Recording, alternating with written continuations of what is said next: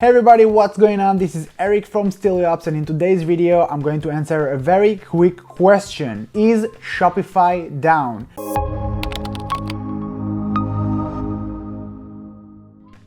If you haven't already, just make sure to hit that subscribe button so you know whenever we release new videos or go live. So let's just jump into the video and I'll show you what's going on. Every once in a while you try to log into Shopify or to your store and you see this error message that looks like this, or it looks like this, or it looks like this, but either way it seems like something is not working. Now, like any other company, Shopify might have some maintenance work or some outages every once in a while. It happens, usually for a short period of time, but there are a few things you can do to make sure that this error is for everybody and not just you. So the easiest way to get started is just to head over to shopifystatus.com, and here you're going to be able to see exactly which systems are operational or have any type of issues. So if it's under maintenance, you're going to see this symbol here. If it's degraded, you're going to see it here. If it's a partial outage, you're going to see it in here, and usually they're going to tell you exactly in which type of stores this outage will apply for, and a complete outage, this is for everyone. Whenever this happens, you're just going to see kind of reporting at the bottom of this with a timeline to see how they handle the issue, and usually these main issues are being solved with a matter of minutes to hours. They're really quick on their support there. You can also log into your store from here and see if there are any updates relevant to your store, and you can always just contact the support if you find any new issues so they can start working on it. So this is the one part to just check if Shopify is down or not.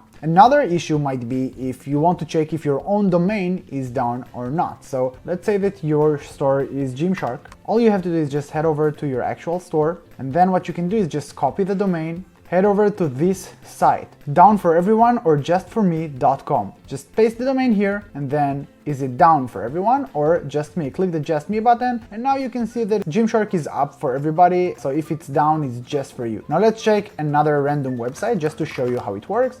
Hopefully this domain is empty.